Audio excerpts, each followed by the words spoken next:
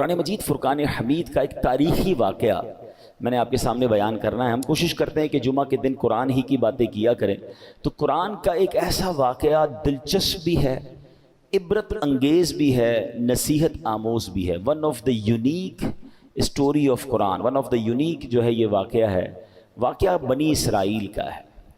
اور یہ لوگ بڑی، اللہ پاک نے بنی اسرائیل کو آزادی دی تھی فرعون کے غرق ہونے کے بعد، بڑے ہنسی خوشی زندگی گزار رہے تھے، کیونکہ بڑا ٹف ٹائم گزارا تھا حضرت موسیٰ، اور جو فرعون کا زمانہ تھا، حضرت موسیٰ اپنے ساتھیوں کے ساتھ دریائے نیل سے پار لگ گئے تھے اللہ کی عطا سے، اور فرعون غرق ہو گیا تھا، تو بڑا ہیپیلی لائف گزار رہے تھے۔ اب اللہ پاک نے حضرت موسیٰ کو حکم دیا کہ اے موسیٰ آپ کوہ طور پر آئیے، آپ کو ایک کتاب دی جائے گی، ٹھیک ہے نا۔ تو اب 30 دن تک حضرت موسیٰ کو حکم دیا گیا کہ کوہ طور پر اعتکاف کریں۔ حضرت موسیٰ اپنے بھائی حضرت ہارون علیہ السلام، وہ بھی اللہ پاک کے نبی ہیں، انہیں اپنا خلیفہ بنایا، اپنی قوم ان کے حوالے کی، اور آپ کوہ طور پر اللہ سے بات کرنے اور صحیفہ یعنی بعد میں جو آپ کو کتاب ملی توراہ وہ لینے کے لیے حاضر ہو گئے۔ 30 دن اعتکاف کیا، روزے رکھے۔ آخری دن جب اللہ پاک سے بات کرنے کا وقت آنا تھا تو آپ نے تیاری کی اور مسواک کی، نظافت اور پاکیزگی اختیار کی کہ رب سے بات کرنی ہے، اللہ کی بارگاہ میں جانا ہے۔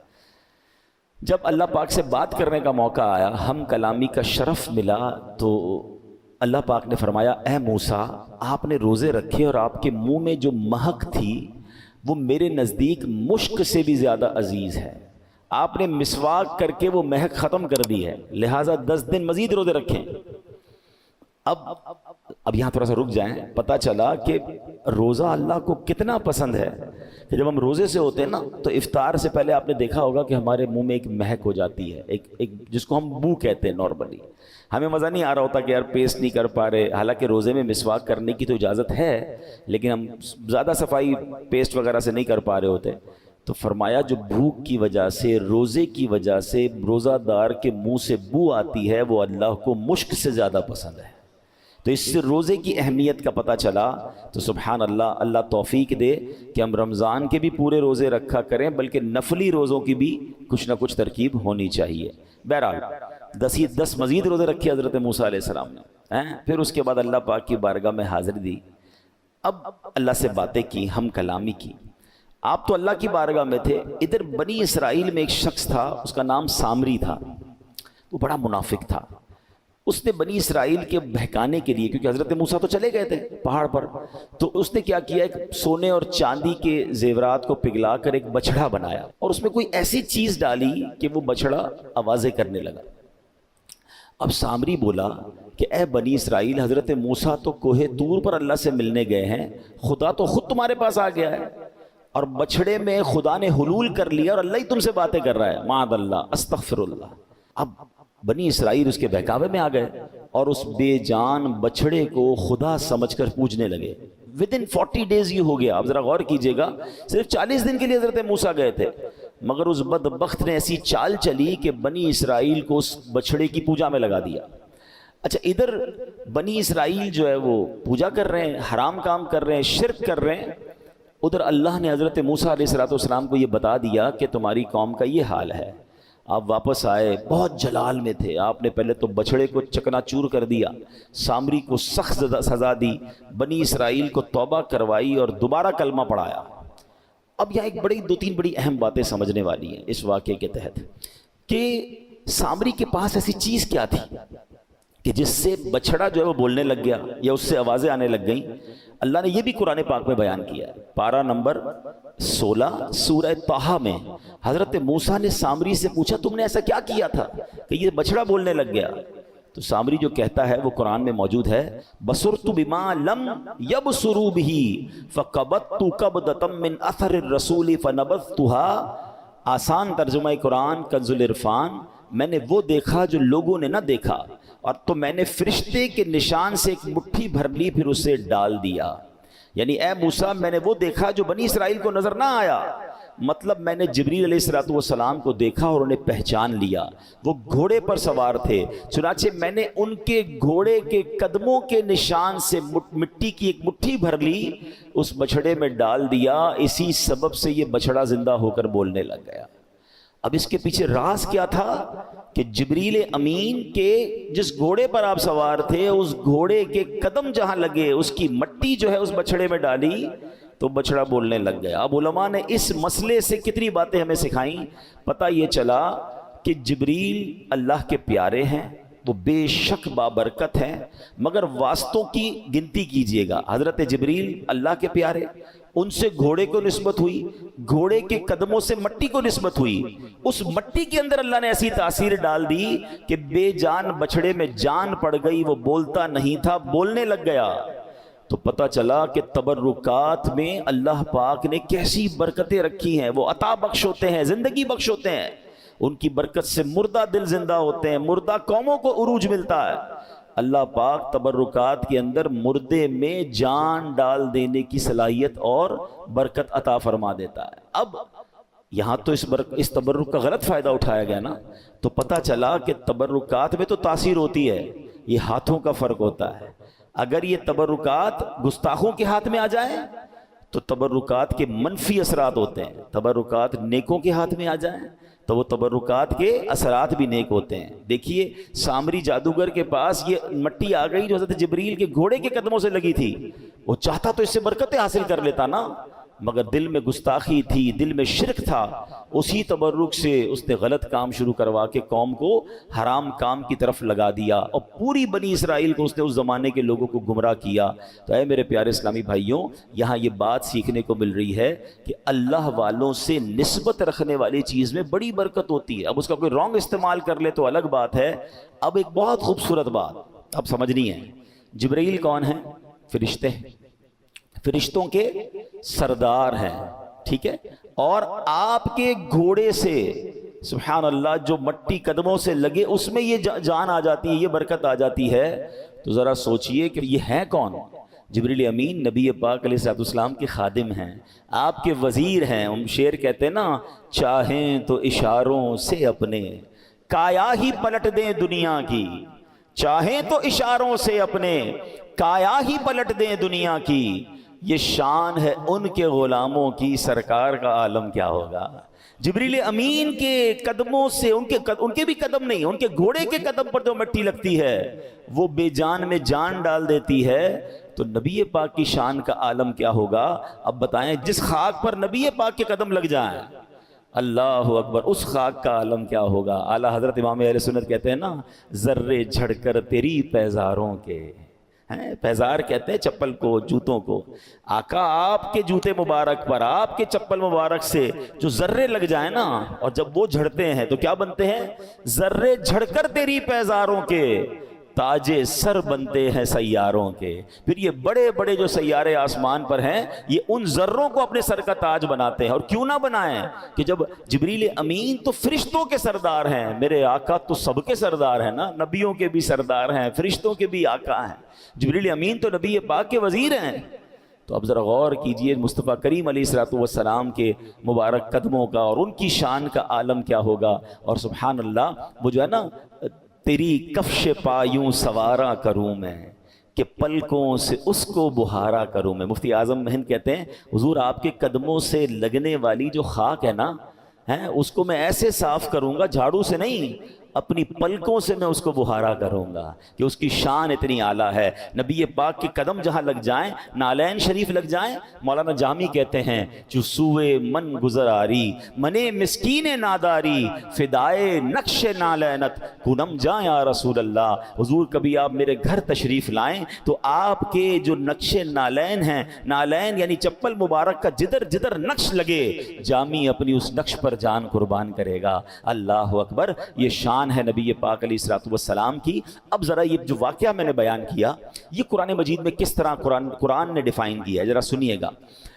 اللہ قرآن میں فرماتا ہے, یہ پارہ 1 ہے, سورہ بقرہ ہے, آیت نمبر 51 and 52. سبحان اللہ. بسم اللہ الرحمن الرحیم. وَإِذْ وَاعَدْنَا مُوسَىٰ 40 لَيْلَةً ثُمَّ اتَّخَذْتُمُ الْعِجْلَ مِن بَعْدِهِ وَأَنْتُمْ ظَالِمُونَ ثم عفونا عنكم من بعد ذلك لعلكم تشكرون. آسان ترجمہ قرآن کنز العرفان. اور یاد کرو جب ہم نے موسیٰ سے 40 راتوں کا وعدہ فرمایا پھر اس کے پیچھے تم نے بچڑے کی پوجا شروع کر دی اور تم واقعی ظالم تھے، پھر اس کے بعد ہم نے تمہیں معافی عطا فرمائی تاکہ تم شکر ادا کرو۔ یعنی اے بنی اسرائیل، جب اللہ پاک نے موسیٰ کو کتاب دینے کا وعدہ فرمایا، انہیں کوہ طور پر بلایا، حضرت موسیٰ نے 40 راتیں وہاں اعتکاف کیا، ادھر تمہیں ہدایت کا سامان ہو رہا تھا اور ادھر تم تورات شریف کے نازل ہونے کا انتظار کیے بغیر اللہ کا شکر بجا لانا تھا تمہیں، اس کو چھوڑ کر تم نے شرک شروع کر دیا، بچڑے کی پوجا کرنا شروع کر دی۔ مگر اللہ پاک کا کرم دیکھو، تم پر اللہ کا فضل و احسان دیکھو، ایسے عظیم ظلم کے باوجود اللہ کریم نے تم پر عذاب نہ بھیجا، تمہیں تباہ و برباد نہ کیا، فرعون کی طرح تمہیں غرق نہ کیا، بلکہ تمہیں توبہ کی توفیق بخشی، تمہاری توبہ قبول ہوئی اور دوبارہ سے ایمان کی نعمت عطا فرما دی۔ یہ وجہ کیا بنی؟ سبحان اللہ، اس لیے کہ تم شکر گزار بنو، لہٰذا اب اس انعام کا شکر ادا کرو۔ اب ذرا غور کیجئے، اس آیت میں گویا ان کو معافی بھی ملی، ان کی زیادتی کا ذکر بھی ہوا اور معافی کا ذکر بھی ہوا اور ریزن کا بھی ذکر ہوا کہ یہ تم پر انعام کیوں ہوا، تاکہ شکر ادا کرو۔ اے میرے پیارے اسلامی بھائیوں، اب ذرا تھوڑی سی بڑی عشق والی بات بھی ہے اور بڑی ریلیٹیو بات بھی ہے۔ حضرت موسیٰ کون ہیں؟ کلیم اللہ، یاد رکھیے گا۔ کلیم کس کو کہتے ہیں؟ بات کرنے والے کو، آپ اللہ سے بات کرتے تھے۔ ہمارے آقا کون ہیں؟ حبیب اللہ ہیں۔ اللہ نے صرف بات نہ کی، اپنے حبیب کو اپنا دیدار بھی کرایا۔ اب ذرا سمجھیے گا کہ حضرت موسیٰ طور پر گئے، 40 دن اعتکاف کیا، تب آپ کو تورات عطا کی گئی۔ توجہ رکھیے گا، کہاں بلایا؟ کوہ طور پر بلایا، 40 دن کا اعتکاف کیا پہلے اور پھر تورات عطا کی گئی۔ بڑی شان ہے۔ مگر آؤ محبوب پاک علیہ الصلوۃ والسلام کی شان دیکھو، آپ غار حرا میں تشریف فرما تھے، آپ کو کہیں بلایا نہیں گیا، ٹھیک ہے، کہیں جانے کی زحمت نہیں فرمائی، بلکہ جبریل امین کو وہاں بھیجا جا محبوب موجود تھے اور وہیں قرآن نازل ہونا شروع ہوا۔ بلکہ صرف یہی بس نہیں ہوا کہ غار حرا میں جب جب آتے قرآن نازل ہوتا، اللہ اکبر، محبوب پاک مکے میں ہیں، قرآن مکے میں نازل ہوتا، آقا مدینے میں ہیں، قرآن مدینے میں نازل ہوتا، نبی پاک سفر میں ہیں، قرآن وہیں نازل ہوتا، اللہ اکبر، نبی پاک علیہ الصلوۃ والسلام طائف میں ہیں، قرآن طائف میں نازل ہوا، آقا علیہ الصلوۃ والسلام بستر میں ہیں، قرآن بستر میں نازل ہو رہا ہے۔ فرق دیکھیے، طالب اور مطلوب کا فرق دیکھیے۔ حضرت موسیٰ علیہ السلام طالب تھے، اللہ کے حبیب علیہ الصلوۃ والسلام مطلوب ہیں، محبوب کو زحمت نہیں دی گئی بلکہ وہیں پہنچایا گیا۔ اور سمجھیے گا، حضرت موسیٰ علیہ السلام نے جب اللہ سے باتیں کرتے تھے نا، تو دل میں یقیناً تمنا جاگتی ہے کہ جس سے بات ہو اور ریسپیکٹ بھی ہو، محبت بھی ہو، تو اب اسے دیکھنے کو جی چاہتا ہے۔ تو حضرت موسیٰ نے اللہ کی بارگاہ میں عرض کی، مولا میں تیرا دیدار کرنا چاہتا ہوں۔ ارشاد ہوا، لن ترانی، اے موسیٰ تم مجھے نہیں دیکھ سکو گے۔ ریکویسٹ کی تو فرمایا، اب ایک پہاڑ پر اپنی تجلی رب نے نازل فرمائی۔ اب جب اس پہاڑ پر اللہ کا دیدار نہیں تھا، رب کے نور کی ایک تجلی تھی، حضرت موسیٰ اس تجلی کی تاب نہ لا سکے، بے ہوش ہو گئے۔ ذرا سمجھیے گا، حضرت موسیٰ نے ریکویسٹ کی، منع ہو گیا، تجلی نازل ہوئی، اب بے ہوش ہو گئے۔ اور ادھر نبی پاک آرام کر رہے تھے ام ہانی رضی اللہ تعالیٰ عنہ کے گھر پر، اور جبریل امین آ کر عرض کرتے ہیں کہ حضور رب آپ کو بلا رہا ہے۔ یہاں ریکویسٹ ہے اور وہاں خود بلایا جا رہا ہے، یہاں بے ہوش ہو گئے ہیں اور وہاں میرے آقا اپنے سر کی آنکھوں سے رب کا دیدار بھی کر رہے ہیں، اللہ سے باتیں بھی کر رہے ہیں۔ خلیل اور حبیب کا فرق سمجھیے۔ یہ شعر آپ نے کئی بار صلاۃ و سلام میں سنا ہوگا، آج دوبارہ سنیں اور ایمان تازہ کریں کہ فرق مطلوب و طالب کا دیکھے کوئی، قصہ طور و معراج سمجھے کوئی۔ Try to understand the difference between طور اینڈ معراج۔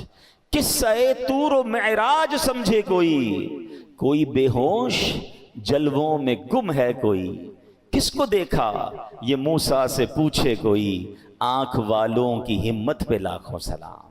تو ہمارے آقا کی شان اتنی براء الورا ہے، اور اس قرآنی واقعے سے بھی پتا چل رہا ہے کہ 40 دن اعتکاف کروانے کے بعد کوہ طور پر بلا کر تورات دی جا رہی ہے، اور محبوب پاک جہاں جہاں جا رہے ہیں قرآن وہاں وہاں ان کے پاس آ کر جبریل امین پہنچا رہے ہیں، وہیں نازل ہو رہا ہے۔ جبھی تو آپ سنتے مکی صورت ہے، مدنی صورت ہے۔ ارے آقا مکے میں تھے تو قرآن مکے میں آیا، جب نبی پاک مدینے میں ہے تو قرآن لے کر جبریل وہاں آ رہے ہیں۔ اللہ اکبر، یہ شان ہے نبی پاک علیہ الصلوۃ والسلام کی۔ اب یہاں ایک اور بات سمجھنی ہے کہ 40 دن کا گیپ آیا نا حضرت موسیٰ اور اپنی قوم کے درمیان.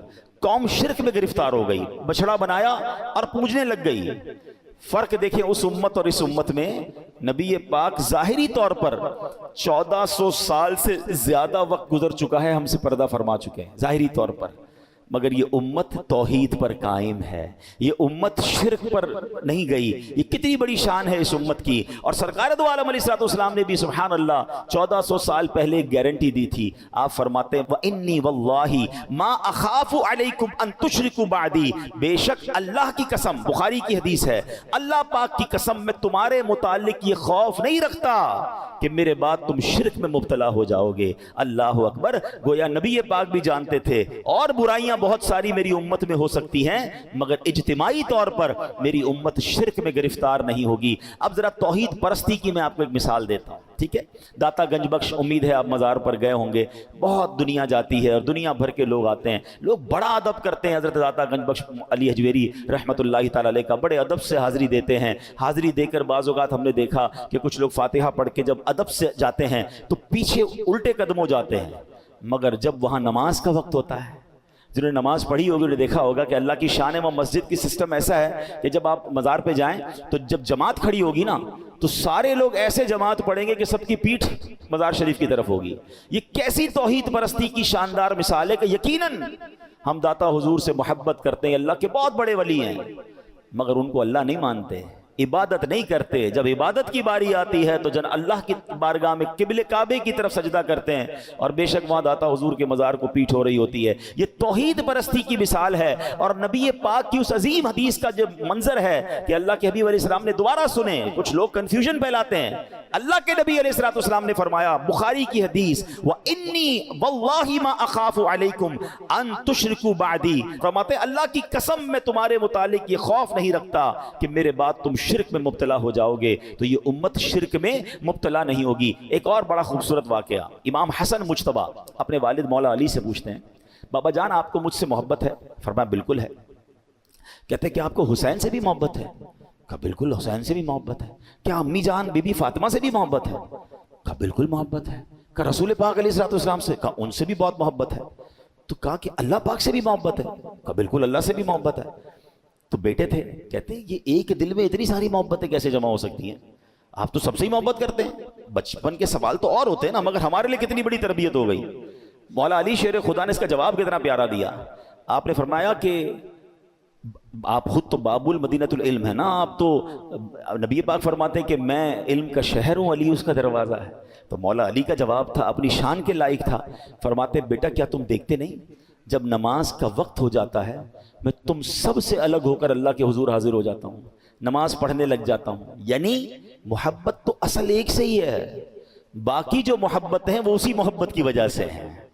اصل محبت تو اللہ سے ہے, مگر اللہ والوں سے پیار کیوں ہے؟ وہ بھی اللہ کی وجہ سے ہے کہ وہ اللہ والے ہیں. کسی شخص سے محبت ہو, اس کے بچوں سے پیار نہیں ہو جاتا, اس کے رشتہ داروں سے پیار نہیں ہو جاتا. اللہ بلا تمثیل, اللہ کی کوئی اولاد نہیں ہے, مگر سمجھانے کے لیے اصل محبت مومن کو اللہ سے ہوتی ہے. مگر اللہ کے پیاروں سے بھی محبت, اللہ کے نبیوں سے بھی محبت, اللہ کے نبیوں کے صحابہ سے بھی محبت, اللہ کے نبیوں کے اہل بیت سے بھی محبت ہو جاتی ہے. اور اس کی وجہ یہی ہے کہ یہ اصل محبت اللہ کے لیے ہے. الحب فی اللہ والبغض فی اللہ, ہماری محبت بھی اللہ کے لیے, ہماری دشمنی بھی اللہ کے لیے ہونی چاہیے. ہمارا پرابلم یہ اور ہے, ہم محبت بھی دنیا کے لیے کرتے ہیں, ہم دشمنی بھی دنیا کے لیے کرتے ہیں. محبت کیوں دنیا کے لیے کرتے ہیں؟ یار اس سے پیسے مل جائیں گے, اس سے کام نکل آئے گا, اس سے دوستی کر لو کچھ ترقی مل جائے گی. دشمنی کیوں کرتے ہیں؟ اس نے مجھے تحفہ نہیں دیا, اس نے مجھے دعوت پہ نہیں بلایا, اس نے جناب ہمارا رشتہ تھا فلاں رشتہ توڑ دیا, اس لیے انتقام. تو یہ تو دنیا کے لیے محبت اور دنیا کے لیے لڑائی ہو گئی نا. مومن یہ نہیں ہوتا, مومن کی محبت بھی اللہ کے لیے, مجھے پیار اس لیے کہ میرے اللہ کا بندہ ہے, یہ کلمہ گو ہے, میرا مسلمان بھائی ہے, میرے نبی کا امتی ہے. یہ محبت کا معیار ہے. اور بغض کیوں ہے؟ یہ معاذ اللہ شرک کرتا ہے, یہ نبی پاک کا گستاخ ہے, یہ صحابہ کا گستاخ, یہ اہل بیت کا گستاخ. میں اس کو اپنا دوست, بے شک یہ مجھ پر کروڑوں روپے خرچ کیوں نہ کرے, جو اللہ اور اس کے رسول کا نہیں وہ ہمارا نہیں ہو سکتا, چاہے سگا رشتہ دار کیوں نہ ہو. یہ ہے البغض فی اللہ. کاش یہ بات سمجھ آ جائے. ہمیں تکلیف ہو جب اللہ کی نافرمانی ہو رہی ہو, ہمیں تکلیف ہو جب معاذ اللہ اسلام کی شکل بگاڑی رہی ہو. یہ ہے اسلام کی محبت کہ میں اس لیے تکلیف میں ہوں کہ یار لوگ اسلام پر عمل نہیں کر رہے, ہمارے اسلام کو نقصان پہنچ رہا ہے, ہمارے دین کو نقصان پہنچ رہا ہے. حال یہ ہے کہ لوگ جو بھی گناہ کریں ہمیں کیا ٹینشن بھائی, ہیں ان کی اپنی لائف ہے, ہمیں جناب اپنے کاروبار, اپنے مال, اپنے بیوی بچوں کی فکر ہونی چاہیے. یہ نہیں ہے. مومن اللہ کے دین کا فکر مند ہوتا ہے, مومن اسلام کی ترقی کے لیے فکر مند ہوتا ہے. ہم بھول گئے صحابہ کی قربانیاں, بھول گئے اہل بیت کی قربانیاں, بھول گئے انبیاء علیہ السلام اور خود ہمارے نبی کی قربانیاں. یہ لوگ بھی کہتے بھائی ہم اپنی فیملی کے ساتھ خوش ہیں, سارے اللہ کی عبادت کر رہے ہیں, سارے مسلمان ہیں, اپنا اپنا کام کرو بھائی. گھر چھوڑا, خاندان چھوڑا, کٹوا دیا پورا خاندان امام حسین نے. کیوں؟ کہ رہتی دنیا تک نانا کے دین کو بچانا تھا. تو مومن تو یہ ہوتا ہے نا کہ اس کو یہ فکر ہوتی ہے کہ میں اپنے مسلمان بھائیوں کو گناہوں سے بچاؤں. بڑی پیاری بات کچھ دنوں پہلے پڑھی کہ اچھے مومن کی مثال یہ دی گئی کتابوں, غالباً غوث پاک کا فرمان تھا. غوث پاک شیخ عبد القادر جیلانی فرماتے ہیں کہ اچھا مومن تو وہ ہوتا ہے کہ جس طرح اگر اس کے اپنے فیملی ممبر آگ میں گر رہے ہوں, جس طرح وہ ان کو بچاتا ہے, اس طرح جب وہ مسلمانوں کو گناہوں میں اور برائیوں میں مبتلا دیکھے تو اسی فکر سے انہیں بچانے کی کوشش کرے. اس کو یہ ٹینشن ہو کہ میں اپنے بھائیوں کو جنت کی طرف لے جاؤں, انہیں بچاؤں گناہوں سے. اپنی دیکھ والا معاملہ نہیں ہونا چاہیے. تو کاش یہ بات ہمیں سمجھ آئے کہ ہم نبی پاک کے امتی ہیں نا, اب تو کسی نبی نے نہیں آنا, یہ امت تو آخری امت ہے. اب یہ ہماری ذمہ داری ہے کہ امر بالمعروف و نہی عن المنکر, نیکی کا حکم دینا, برائی سے روکنا. اپنی بھی اصلاح کرنی ہے, دوسروں کو بھی اصلاح کرنی ہے. اب خود بھی گناہوں سے بچنا ہے, دوسروں کو بھی بچانا ہے. جب یہ کوشش ذہن میں آ جائے گی تو انشاءاللہ ہم اللہ کے بتائے ہوئے, قرآن کے بتائے ہوئے طریقے پر عمل کرنے والے بن جائیں گے. سبحان اللہ. یہاں ایک اور آخری بات عرض کر دیتا ہوں. اسی آیت میں فرمایا ثم عفونا عنکم من بعد ذلک, پھر اس کے بعد ہم نے تمہیں معافی عطا فرمائی. اسی آیت میں قرآن نے کیا کہا کہ تم نے شرک کیا, پھر تمہیں اللہ نے معافی عطا فرما دی. اب سوال یہ ہوتا ہے کہ فرعونیوں نے جب شرک کیا تھا انہیں تو غرق کر دیا گیا, بنی اسرائیل نے شرک کیا, انہیں معافی کیسے مل گئی, ان پر عذاب کیوں نہیں آیا؟ سبحان اللہ. تو ارشاد ہوا لعلکم تشکرون, تاکہ تم شکر ادا کرو. گویا فرمایا جا رہا ہے کہ فرعونیوں کا بھی جرم یہی تھا. فرعونیوں نے تو ایک جیتے جاگتے بندے کو خدا مانا تھا, تم نے تو بچڑے کو خدا مان لیا, مگر ان کے اندر شکر کی اہلیت نہیں تھی. اللہ جانتا ہے کہ تمہارے اندر شکر کی اہلیت ہے, تمہیں شکر کا موقع دیا جا رہا ہے. اللہ کا شکر بجا لاؤ, اللہ کی فرما برداری میں مصروف ہو جاؤ. تو پتہ کیا چلا, تو کرنچ آف دس اول سٹوری کیا ہے کہ عذاب کا ایک سبب ناشکری ہے. ہاں, بندہ گناہ کرتا ہے, اللہ پاک مہلت دیتا ہے, پھر گناہ کرتا ہے, پھر مہلت دیتا ہے, پھر گناہ کرتا ہے, پھر مہلت دیتا ہے, یہاں تک کہ بندہ گناہ کرتا جاتا ہے اور اس کا دل سیاہ ہو جاتا ہے. اب وہ توبہ کے لائق نہیں رہتا, گناہ اور ناشکری اس کی طبیعت میں رچ بس جاتی ہے. تب وہ موقع آتا ہے کہ اللہ پاک پکڑ فرماتا ہے اور بندہ تباہ و برباد ہو جاتا ہے. قرآن میں ایک اور واقعہ ہے, کسی موقع پہ اس کو بھی پوری تفصیل سے بیان کریں گے. یمن میں ایک علاقہ تھا سبا. یہ ایک ایسا علاقہ تھا کہ دنیا کا سب سے خوبصورت اس کی آب و ہوا تھی, کوئی مچھر نہیں, کوئی کیڑا نہیں, اتنے شاندار پھل تھے کہ لوگ اپنے سر پر ٹوکری اٹھا کے نکلتے تھے تو درختوں سے پھل گرنا شروع ہو جاتے تھے. ورلڈ بیسٹ ایٹماسفیئر تھا. آج لوگ کہتے ہیں نا فلاں کنٹری کی ہوا سب سے اچھی ہے, ایٹماسفیئر اچھا ہے. وہ ایسی ہوا تھی کہ اس کے اندر سے کوئی گزرتا تھا تو صحت مند ہو جاتا تھا. مگر وہ قوم ناشکری کرنے لگی, کفر کرنے لگی. 13 نبی بھیجے گئے اس قوم پر, وہ قوم نے نہیں مانی بات, ناشکری کرتے تھے. کہتے ہماری یہ ساری اللہ نے تھوڑی دی ہے, تو ہم نے ہمارے پاس یہ نعمت ہے, ہم نے بلڈ اپ کیا ہے. اللہ نے کیسے اس قوم کو تباہ کیا؟ چوہے بھیجے. اتنی بڑی قوم, اتنا بڑا کام تھا. ان کے پاس ایک نہر تھی جہاں سے پانی وہ لیتے تھے, ایک بند باندھا تھا. چوہے گئے, اس بند کو کاٹا, ایسا سیلاب آیا کہ ان کے تمام باغات, تمام گھر, سب کچھ غرق ہو گیا. پتا چلا کہ ناشکری کرنے پر اللہ عذاب دیتا ہے. کاش یہ بات سمجھ آ جائے, اور شکر کرنے پر اور دیتا ہے. کمال دیکھیں, نعمت بھی خود دے رہا ہے, عطائیں بھی خود کر رہا ہے, ہمیں صرف کیا کرنا ہے؟ شکر بجا لانا ہے. شکر کریں گے ملٹی پلائی ہونا شروع ہو جائے گا, بڑھنا شروع ہو جائے گا. خود قرآن میں فرمایا لَإِن شَكَرْتُمْ لَأَزِيدَنَّكُمْ, تم میرا شکر ادا کرو میں تمہیں اور عطا کروں گا. If you want to multiply your rewards, آپ کے پاس جو کچھ ہے, بلیسنگز ہیں, اللہ کی طرف سے عطائیں ہیں, مال ہے, شہرت ہے, عزت ہے, اولاد ہے, آپ چاہتے ہیں یہ باقی بھی رہے اور بڑھتی بھی رہے. دیر از اونلی ون فارمولا, شکر کرنا, ناشکری نہیں کرنا. ٹھیک ہے, اور شکر زبان سے بھی کرنا ہے اور اعمال سے بھی کرنا ہے. میں یا اللہ تیرا شکر, یا اللہ تیرا شکر بھی کرتا رہوں اور باقی اللہ کی نافرمانی بھی کرتا رہوں, یہ بھی نہیں. نمازیں بھی پڑھنا شکر ہے, یہ پوری باڈی کا شکر ہے. ٹھیک ہے نا. زبانی شکر کیا ہے؟ الحمدللہ کہتا رہے, یا اللہ تیرا شکر کہتا رہے. اللہ کی نافرمانی سے بچنا بھی شکر ہے. آخر میں یہ وظیفہ بھی سن لیں کہ الحمدللہ کہنے کی عادت ڈالیں. ذرا زور سے کہیے الحمدللہ.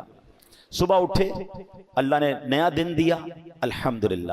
بستر سے اٹھنے کے قابل ہو گئے, یا اللہ الحمدللہ. پیر چل رہے ہیں, لاک نہیں ہوئے, الحمدللہ. لباس پہنا, اللہ تو نے لباس پہننے کی توفیق دی, الحمدللہ. ناشتہ کیا, الحمدللہ. دوپہر کا کھانا کھایا, الحمدللہ. گھر سے باہر نکل کر منزل پر پہنچ گئے, الحمدللہ. مسجد میں آ گئے, الحمدللہ. یا اللہ تو نے اس قابل بنایا, تو نے اپنے گھر میں بلایا. بھائی کس کے گھر میں بیٹھے ہیں؟